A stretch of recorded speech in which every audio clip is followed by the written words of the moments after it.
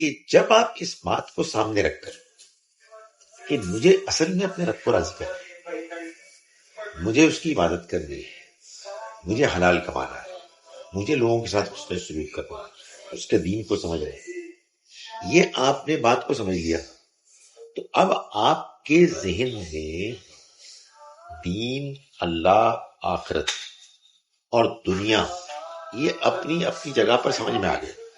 یہ آزمائش کی جگہ ہے، یہ اصل مقصد نہیں ہے. اور پھر آپ مثال کے طور پر جاتے ہیں اور کہیں کو کرکٹ کھیلتے ہیں یا کہیں اچھا کھانا کھاتے ہیں یا کوئی اور تفریح کرتے ہیں. یہ دنیا کو ترجیح نہیں ہے، یہ اصل میں اسی دین کو اختیار کرنے میں جو آپ کی شخصیت میں ایک توازن ہونا چاہیے، یہ اسی کا حصہ ہے. اصل میں جس چیز کو کنڈیم کیا گیا قرآن مجید میں وہ یہ ہے کہ آپ دنیا کو دین پر، آخرت پر، اللہ پر ترجیح دینا شروع کر دیں. وہ کب ہوگا جب آپ جھوٹ بولنا شروع کر دیں، جب آپ ناجائز مال ہڑپ کرنا شروع کر دیں، جب آپ کسی ایسی ایکٹیویٹی میں ملوث ہوں گے کہ جس میں ملوث ہونے کا مطلب آپ جانتے ہیں کہ آپ نے دین کو پیچھے چھوڑ دیا اور اس کو اختیار کیا. یہ ہے اصل میں دنیا کو ترجیح دینا.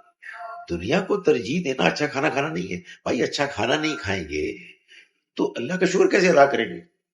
وہی روٹی آ گئی ہے پھر سڑی، تو بندہ شکر کیسے ادا کرے؟ خدا نے پیسے دیے ہوئے ہیں، آپ ان کو اپنے اوپر خرچ کریں. آپ دیکھیں کتنی کمال کی بات ہے یہ.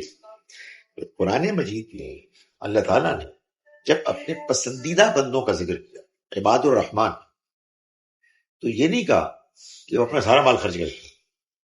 وہ اذا انفقوا لم یسرفوا ولم یقتروا، نہ حد سے آگے بڑھ کر خرچ کرتے ہیں نہ بخل کرتا ہے.